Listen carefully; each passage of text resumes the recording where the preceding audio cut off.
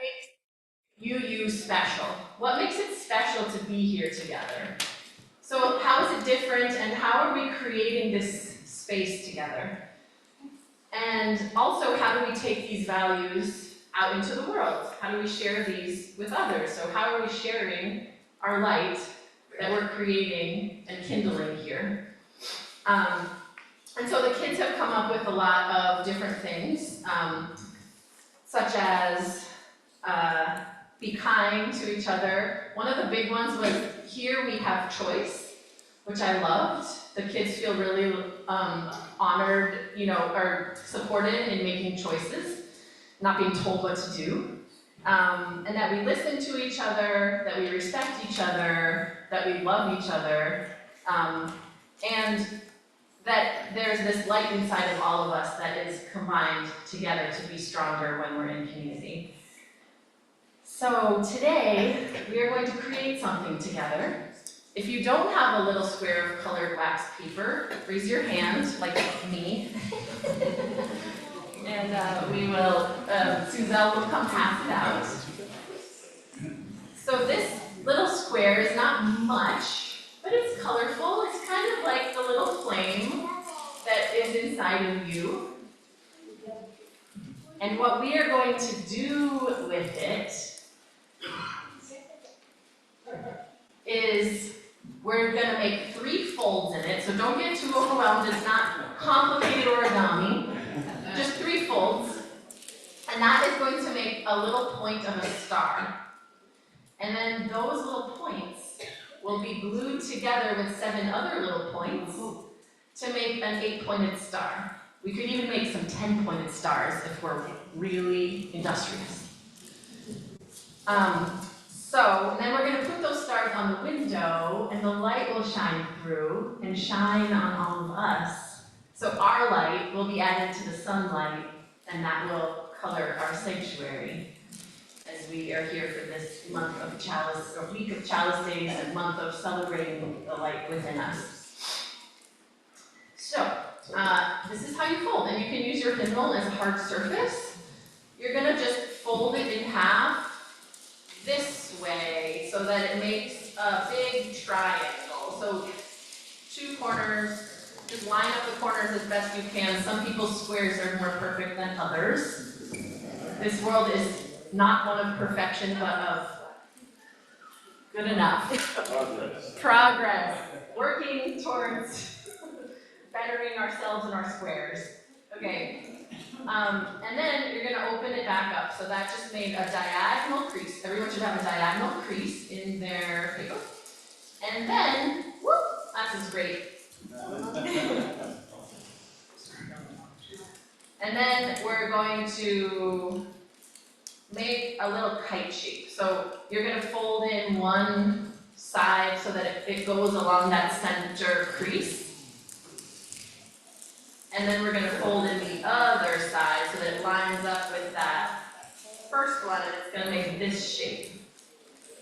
Nope. Debbie's shaking her head.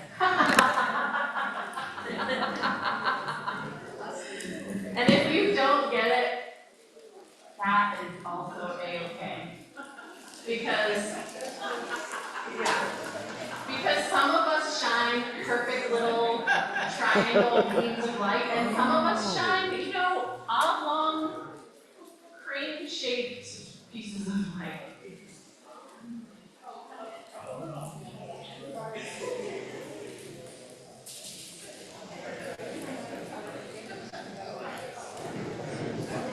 Okay. I see some little kite-shaped spears of light. Oh, look at them, they're so pretty. I wonder if Zoom can see.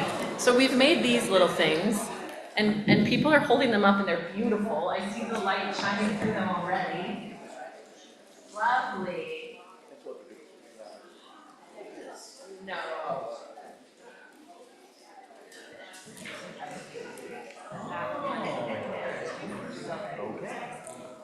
Okay, so sit with your, I'm going to hand this back to you.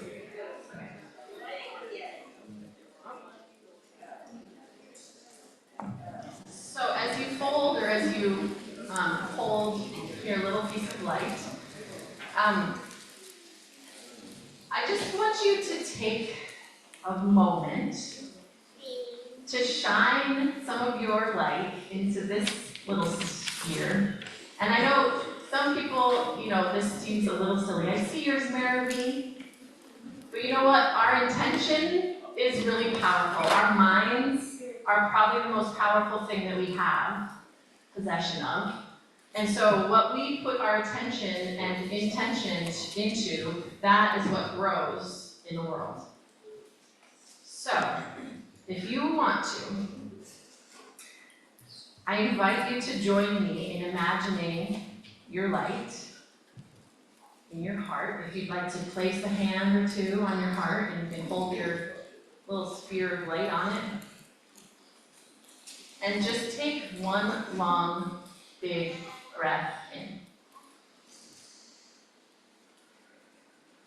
And as you breathe in, feel your chest expand very slowly. And with each slow breath, imagine the light in the center of your heart growing bigger and bigger. Imagine it expanding out beyond your body and filling this space. Imagine it coming out of your fingertips and out of the top of your head and out of the bottom of your feet. Imagine that light shining out of all parts of you and mingling with the light of all the other people here and all the people at home and even all the people you're connected to. Imagine that light shining into their hearts.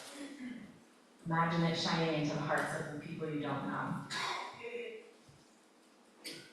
Imagine this bright, shining orb of light we've just created, circling the world.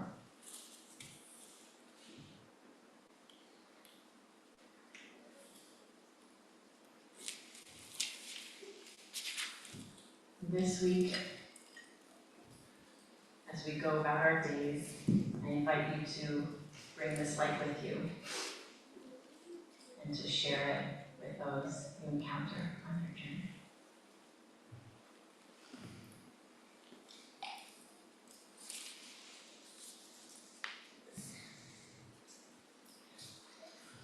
So Lee, you talked about our values, right? And how this week is about celebrating those values. We need to know what those values are, right?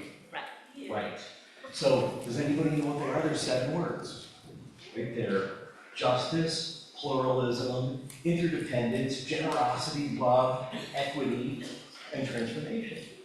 Now, I find it kind of hard to remember 7 words like that. I mean, I had to just look down and read these, right? So, we can use these things called acronyms, right? Where each letter of a word represents a different word. So one that people are using a lot is JETPIG. J-E-T-P-I-G. So the thing is, that's only 6 words, right? The thing is, you're supposed to remember that love is at the center. But JETPIG just seems so, I don't know. Like, jets are really wasteful. They use a lot of fuel. They're kind of loud and sort of tough. So I prefer J-Piglet. J-P-I-G-L-E-T. Now, I like J-Piglet so much because I imagine J-Piglet being kind of cute and sweet and industrious and funny, of no specific gender. I like J-Piglet so much that I made a vest with J-Piglet on it, so that during Chalice days, I can remember those 7 words. Justice, pluralism, interdependence, generosity, love, equity, and transformation. So, I want to encourage you to remember that as you're talking about our values this week, as you're home lighting a chalice and having these conversations with your children. And parents, I really hope that you'll take some time this week to light a chalice with your kids and talk about this kind of stuff. Create your own little J-Piglet or even JETPIG, it's all good. And just remember that It's just an acronym to help us remember we're not worshiping a pig, right? We're celebrating our values. And it's okay to have fun with that. It's good to have fun with it. Now we invite the young ones and young at heart to join us downstairs for some holiday crafting. For a while, you probably have heard the story of our flaming chalice. Even if you know it, the story is worth repeating because that's what you do when you celebrate anything with historical roots. You retell the story to keep the story alive, to remind ourselves of the shared values, of the symbols and the ideals that form our identity as a people of faith.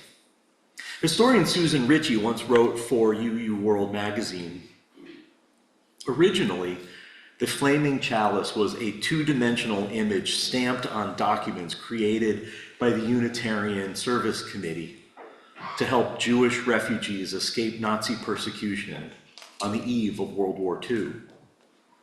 The design had been hastily put together by the artist Hans Deutsch, himself a refugee. Deutsch was working at the direction of the organization's director, Reverend Charles Joy, who believed that such a logo would make their paperwork look more official.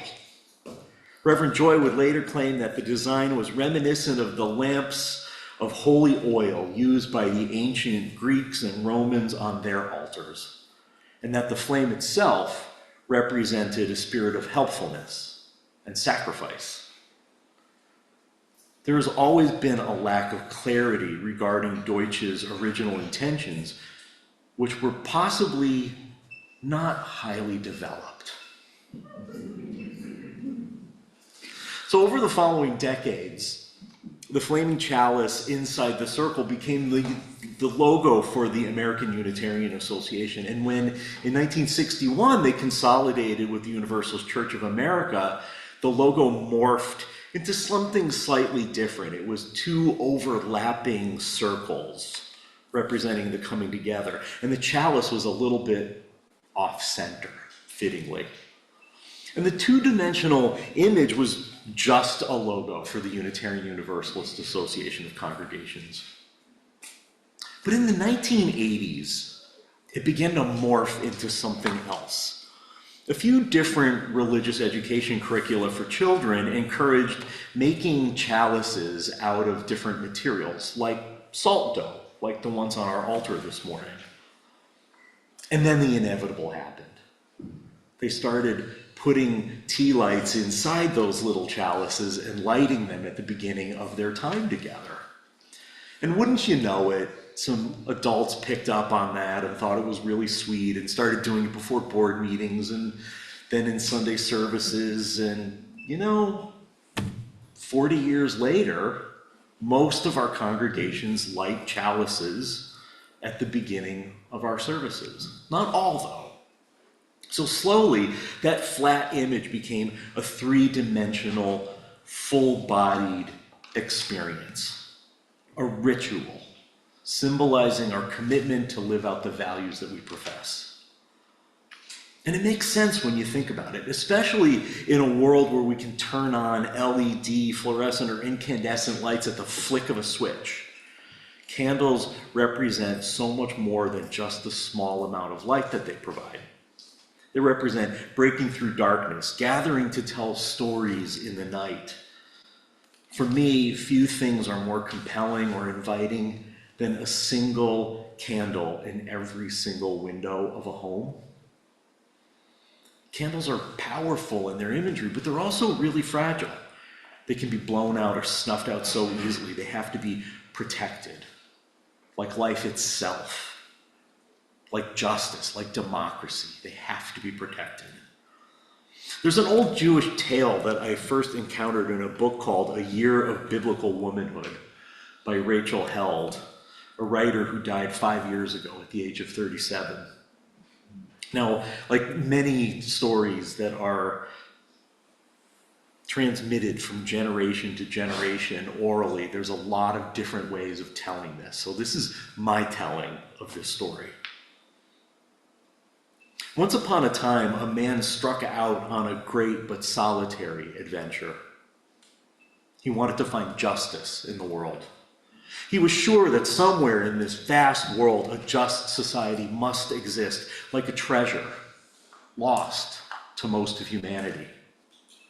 For decades, he went from village to village, country to country, across oceans and continents, until he reached the end of the earth as he knew it. And there he came upon a forest that was foreboding, but also enticing.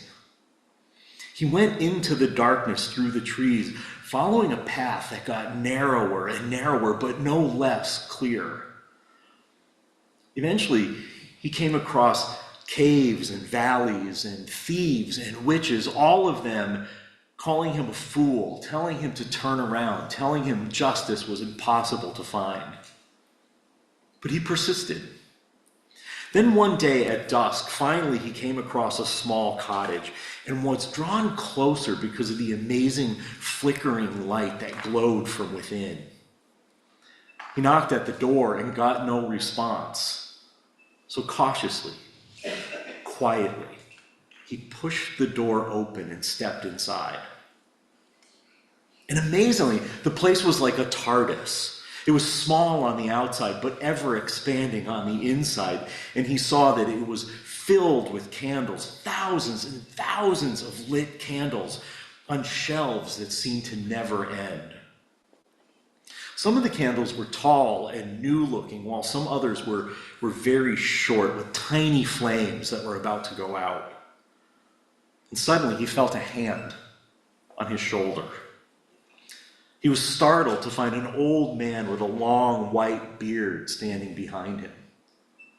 "Shalom," they said to each other. "How can I help you?" the old bearded man asked the traveler, who responded, "I have traveled the world looking for justice. I've seen so much across the world, but never anything like this. Tell me, what are these candles for?" And the old man replied, "Each of these candles is a person's soul. And when a candle burns out, that person's soul leaves the world."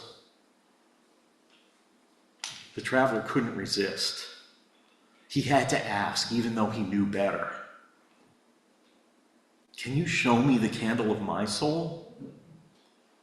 So silently, the old man took him through a maze of rooms for what seemed like a very long time, until they came to a stop and he pointed to a frighteningly short candle.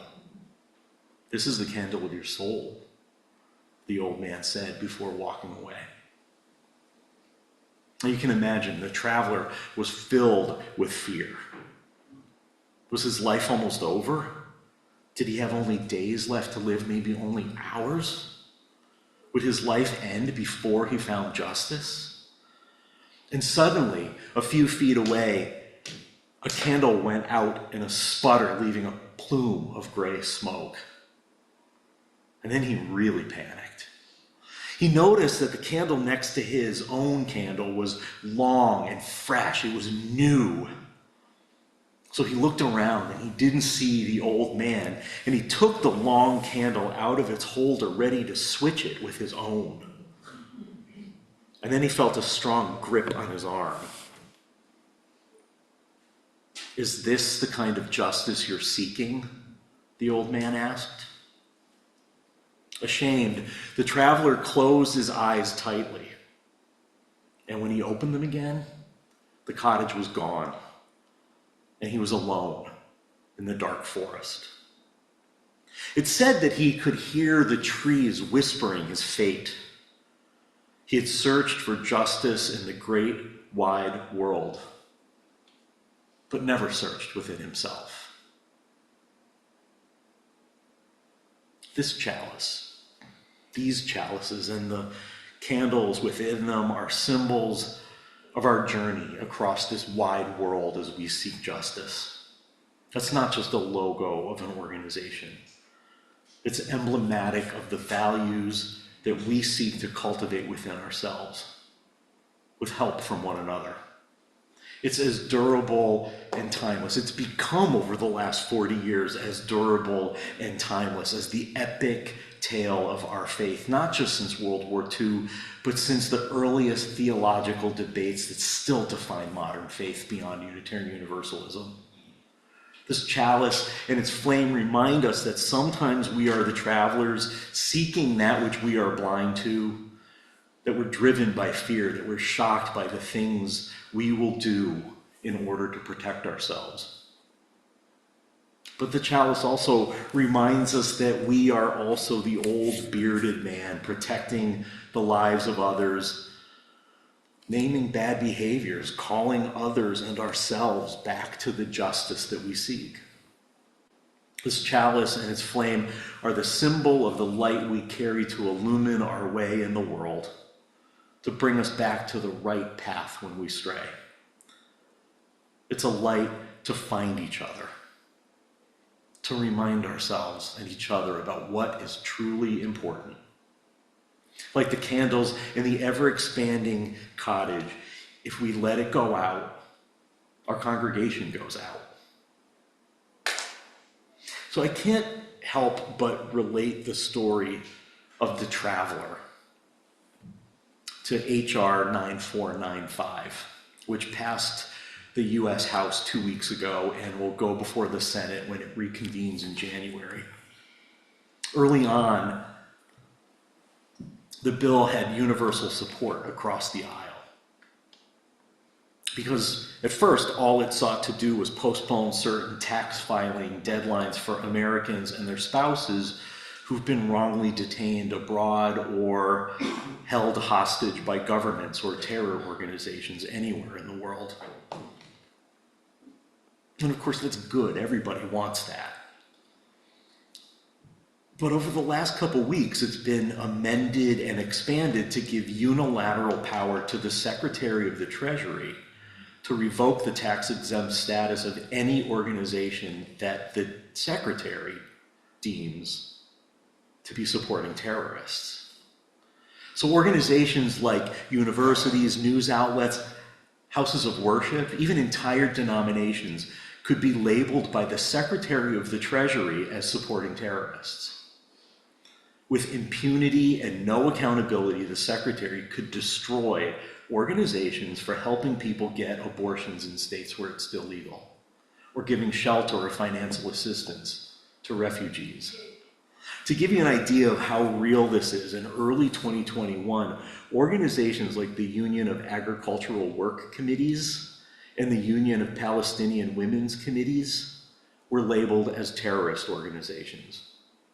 And Christian nationalists have made it clear that they believe anything that runs contrary to their agenda is anti-American, that it's terrorism. So there's a very real possibility that if this bill passes the Senate and is signed by the president, which could happen in the last week of January, our candle could be at risk of being snuffed out by an appointed official who thinks justice is eliminating anyone who disagrees with them. So during Chalice Week, I'd like to invite you to do a few things to keep our light bright and strong and long-lasting. I'd like to invite you to light a chalice at home, to spend some time being kind to yourself, and to reflect on our values of justice, pluralism, interdependence, generosity, love, equity, and transformation. Act on those values by giving a bit of your time and or money.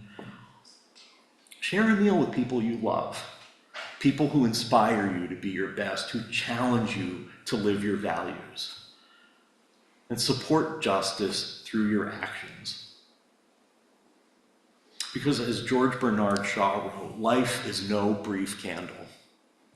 The commitment represented by the flame in this chalice is no brief candle. This chalice is nothing less than that splendid torch which we have got hold of for the moment. We want to make it burn as brightly as possible before handing it on to future generations. Please rise now in body or in spirit for hymn number 131. love will guide us.